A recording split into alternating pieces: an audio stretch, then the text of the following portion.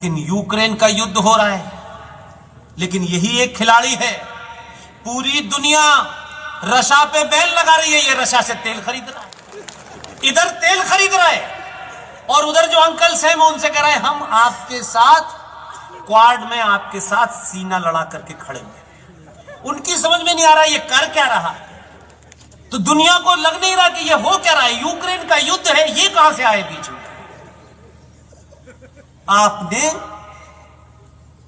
सिर्फ प्रधानमंत्री नहीं चुना है, दुनिया को समझ नहीं आया ये हुआ क्या है।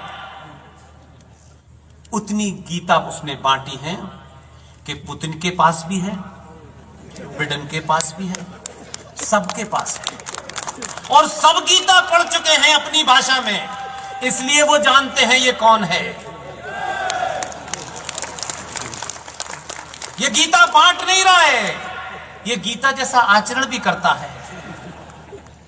इसीलिए आपको किस्सा जिंदा इसलिए सुनाना चाहता हूं कि कहीं आपके मन के अंदर कोई संकोच हो, कोई कायरता हो, कोई डर हो, तो कम से कम 5 करोड़ गुजरातियों को तो कम से कम नहीं होना चाहिए। आज तो पूरा भारत और पूरा विश्व ये मान रहा है कि हम डरपोकों की औलाद नहीं है, हम परशुराम की औलाद हैं। इसलिए आपको डरना नहीं चाहिए। आपके आदमी ने ऐसी गीता बांटी है, इत्तेफाक से पड़ोसी ने कोई गलती कर दी थी। हमारा एक आदमी उस जहाज का पीछा करते हुए पाकिस्तान में गिर गया, उसे पकड़ लिया। पकड़ने के बाद वहां के मूर्ख इंटेलेक्चुअल 10-12 साल नौकरी करने से पता चला है कि अकल उनकी यहां नहीं टखनों में है। एक आदमी को पकड़ने के बाद वहां क्या डिस्कोर्स था इंटेलेक्चुअल अरुण भाई, यह कहा जा रहा था कि इसको पकड़ लो और इसको पकड़ के निगोशिएट करो कश्मीर के ऊपर। उस अभिनंदन बेचारे फौजी को पकड़ लिया और कहा कि इसे जब ही छोड़ेंगे जब कश्मीर छोड़ो। उनको पता नहीं था कि दिल्ली में कौन बैठा है। वो समझ रहे थे कि चाचा नेहरू बैठे हैं। चाचा नेहरू गए, उनके बेरोजगार जो बच्चे हैं वो भी बेरोजगार घूम रहे हैं आजकल। इतना ही किया उसने कि अब ये बात मैं इसलिए कह रहा हूं कि आप जाकर के अपने घरों में इस घटना को यूट्यूब पे पाकिस्तान की नेशनल असेंबली, उस असेंबली में लोग क्या कह रहे थे वो सुने अपने कानों से। मेरी बात हो सकता है आपको लगे कि मैं उसकी ज्यादा तारीफ कर रहा हूं, मैं तो उसकी तारीफ करने लायक भी नहीं हूं। रात के 9 बजे पाकिस्तान का विदेश मंत्री विपक्षी पार्टियों से कह रहा था कि अल्लाह के वास्ते, खुदा के वास्ते मान जाओ, इसको 9 बजे से पहले छोड़ दो, उसके बाद की गारंटी नहीं है। लोगों के पसीने छूट रहे थे और वो ये कैसे बताते कि हमें इसे क्यों छोड़ना पड़ रहा है, क्योंकि अंकल सैम ने वॉशिंगटन से फोन कर दिया है, इसे 9 बजे तक सुरक्षित छोड़ देना, नहीं तुम रहोगे सुरक्षित, ये मुझे गारंटी नहीं है। दोनों छोड़ने आए, फिर मंत्रणा हुई कि ये जिहाद जो है टोपी वालों में ज्यादा होता है, महिलाओं में कम होता है। उन्होंने कहा पागल कहीं जाकर के ये बॉर्डर पे मार देंगे, हमारा सत्यानाश हो जाएगा। फिर मीटिंग बुलाई और एक भोली भाली महिला को जो पाकिस्तान के विदेश मंत्रालय में सेक्रेटरी थी, उससे कहा बहन छोड़ के आओ बॉर्डर तक, तभी गारंटी है, नहीं पता नहीं ये पागल क्या करते हैं। जैसे ही वो इधर आया तब रात को पता चला। देश को नहीं बताई जाती ऐसी बातें, उसके बताने के लिए सरकार का इंतजार नहीं करना चाहिए कि सरकार की एक आधिकारिक पोजीशन होती है। अंकल सैम से लेके देश भर के लोगों ने जिन जिन ने पाकिस्तान को फोन किया, उन्होंने करना यह गलती 2014 से पहले हो सकती थी, अब नहीं करना है। इस आदमी ने कुछ नहीं किया, अंकल सैम को फोन किया, अभिनंदन वापस आ जाए तो बेहतर है, मैंने अग्नि मिसाइल को लगा दिया है। इतना ही बताया, ये तो माचिस भी जलाता है तो भी कहता है मैंने अग्नि मिसाइल लगा दी। एक बार कहने से ही लगा, लोगों को लगा दी होगी। इतना ही कहा, अभिनंदन आ गया। इसलिए देश को आप ये समझें कि सब कुछ वही है, लेकिन यूक्रेन का युद्ध हो रहा है, लेकिन यही एक खिलाड़ी है। पूरी दुनिया रशा पे बैल लगा रही है, ये रशा से तेल खरीद रहा है। इधर तेल खरीद रहा है और उधर जो अंकल सैम उनसे कह रहे हैं हम आपके साथ क्वाड में आपके साथ सीना लड़ा करके खड़े हैं। उनकी समझ में नहीं आ रहा ये कर क्या रहा है। तो दुनिया को लग नहीं रहा कि ये हो क्या रहा है। यूक्रेन का युद्ध है, ये कहां से आए बीच में। आपने सिर्फ प्रधानमंत्री नहीं चुना है,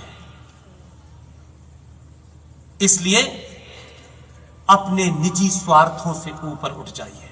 आप उठ चुके हैं, लेकिन मुझे मालूम है कि यह आवाज यहां से आसान तम जाएगी इसको लोग जब अपलोड करेंगे तो।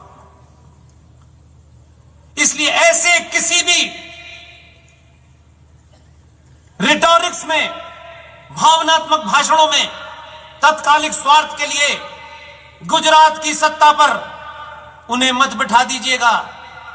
जो आए थे देश बदलने और अपनी पैंट और कमीज बदल ली उन्होंने। ध्यान रखिएगा, ये क्षणिक गलती आने वाली सदियां आपको माफ नहीं करेंगी। लोग कहेंगे इतने अमीर थे गुजरात के लोग, फिर इस फकीर को क्यों चुना इन्होंने। ये कहां से आया है कबाड़ी। ये किन ताकतों के हाथ में खेल रहा है। कौन लोग हैं ये कि ये बॉर्डर स्टेट के अंदर ही जाके चुनाव लड़ता है। किन लोगों से इसके तार मिले हुए हैं।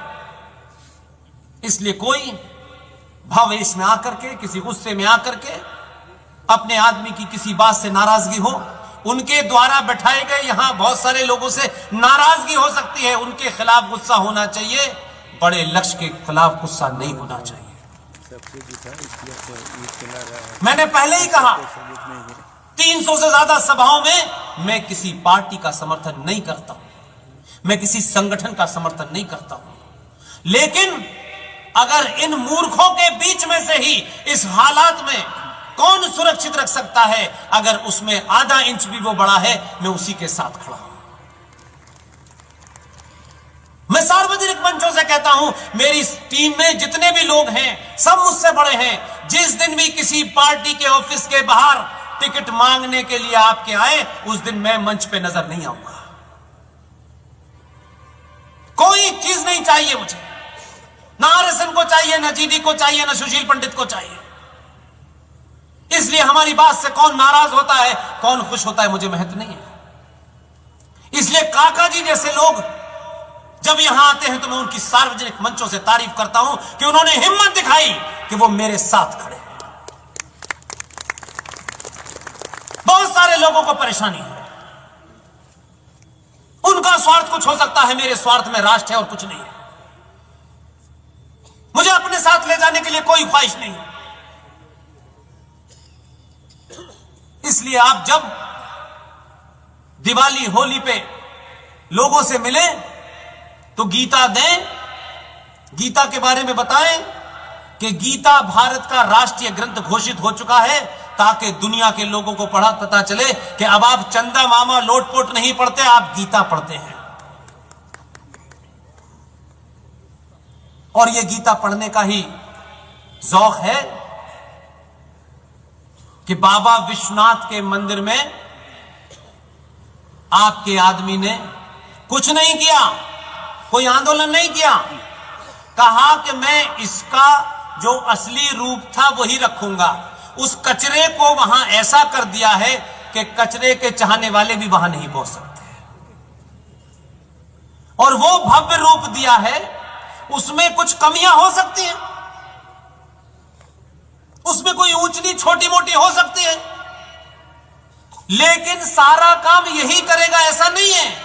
आने वाली पीढ़ियों के लिए रास्ता साफ कर दिया है कि मैंने इसका विस्तारित रूप दे दिया है। दुनिया काशी को जानेगी, जब समय आएगा तो इस कचरे को भी उठा के बाहर फेंक देना। इतना ही करा है उसने। लोग कहते हैं मंदिर बनाने से क्या बेरोजगारी दूर हो जाएगी। अमेरिका को तो 250 साल हो गए, अमेरिका तो बहुत एडवांस है, 33 से 34 करोड़ की उनकी आबादी है, तब भी वहां बेरोजगारी है, तब भी सबसे ज्यादा रेप वहां होते हैं, लूटपाट वहां होती है। आपने पहले भी देखा होगा, इसलिए हम तो 135 करोड़ के देश हैं। दुर्भाग्य है हमारा कि हम सब लोग अपने स्वार्थों में अपना मकान, अपनी बेटी, अपना घर मैं करने से यह हाल हो गया कि भारत की सुप्रीम कोर्ट का यह कहना है, यह मेरा कहना नहीं है, यह किसी पार्टी का कहना नहीं है, कि भारत में 5.5 करोड़ बांग्लादेशी मुसलमान और म्यांमार के मुसलमान, कुल मिलाकर के दोनों की गिनती 5.5 करोड़ है। जिस देश के अंदर 5.5 करोड़ लोग इल्लीगल रहते हों, उस देश की क्या दशा होगी। उसके बावजूद भी कौन ज्ञान दे रहा है? Great Britain. ग्रेट ब्रिटेन की टोटल पॉपुलेशन 6 करोड़ 25 लाख है। देश नहीं संभल रहा है। हमारे यहां इतने तो घुसपैठिए हैं यार, हम उनको भी पाल रहे हैं। हमारे यहां नस्ल हिंसा नहीं हुई, हम तब भी जिंदा हैं। तुमने तो 235 साल में एक काला ब्लैक को राष्ट्रपति बनाया, हमने 70 सालों में के.आर. नारायण जैसे दलित को राष्ट्रपति बनाया, और वर्तमान प्रधानमंत्री ने इस वक्त भी देश की सबसे सर्वोच्च कुर्सी के ऊपर एक दलित राष्ट्रपति बैठा है। हमसे मुकाबला मत करो, हमें 70 साल हुए हैं, तुम्हें 250-250 साल हो गए हैं। हम ही वो लोग हैं, हम उस संस्कृति के लोग हैं कि भारत के सबसे बड़े राज्य की पहला दलित मुख्यमंत्री को आप ही की पार्टी के लोगों के समर्थन से बनाया गया, और आप ही पे आरोप लगता है कि आप दलित विरोधी हैं। आप अपनी चाटुकारिता के चक्कर में, पार्टी की टिकट लेने के चक्कर में आप सच नहीं बोलते।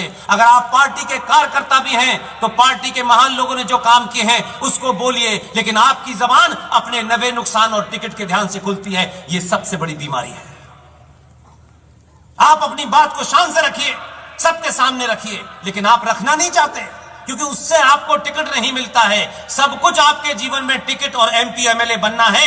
एमपी एमएलए ने कभी देश राष्ट्र नहीं बचाया, कभी नहीं बचाया। जो इसकी चिंता नहीं करते हैं वही बचाते हैं।